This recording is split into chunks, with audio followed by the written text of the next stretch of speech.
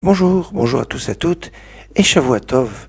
Nous commençons une semaine, je dirais, sur les chapeaux de roue, avec aujourd'hui, je dirais, la Iloula, le jour anniversaire de la disparition de trois grands maîtres, trois sommités. Le premier, c'est Ravina, le dernier du nom, de son nom complet, Rav Avina bar Rav Huna, qui est décédé en 499. C'est un Rav clé dans l'histoire de l'étude, puisque ce Rav est le dernier Amora, c'est-à-dire dernier maître de la Gemara, des maîtres de Babylonie, notamment du Talmud de Babylone. Le Talmud de Jérusalem a été conclu avant, pour un certain nombre de raisons, mais le Talmud de Babylone a été conclu en 499 avec la disparition de Ravina.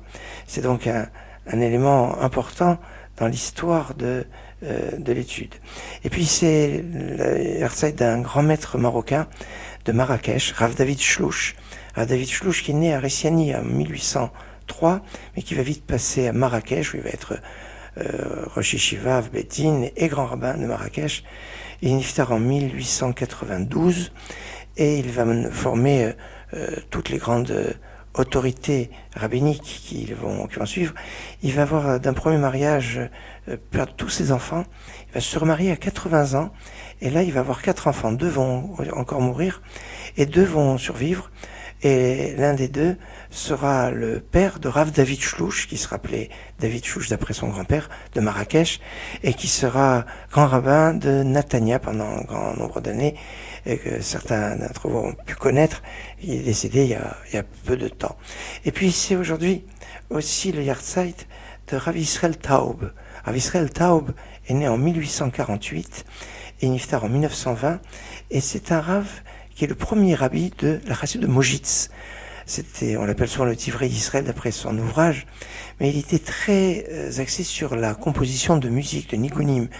Et on doit la chassidut de Mojitz de très très nombreux chants de nigunim, des chants de Shabbat, notamment se chantent souvent sur des airs de la chassidut de Mojitz. Et l'un des fondateurs, le fondateur, c'est Rabbi Israël de Taub. Je dis l'un des fondateurs parce qu'en fait, il s'y était né aussi de son grand-père, le rabbi de Koujmir.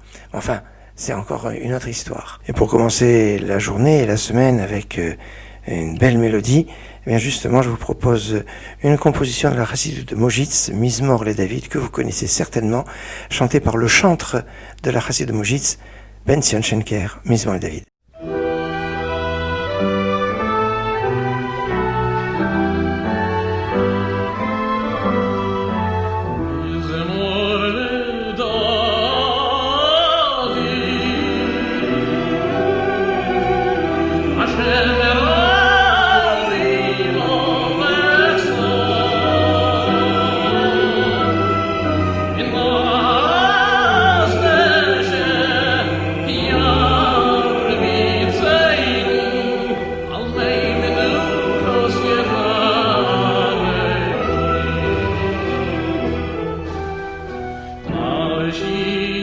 Show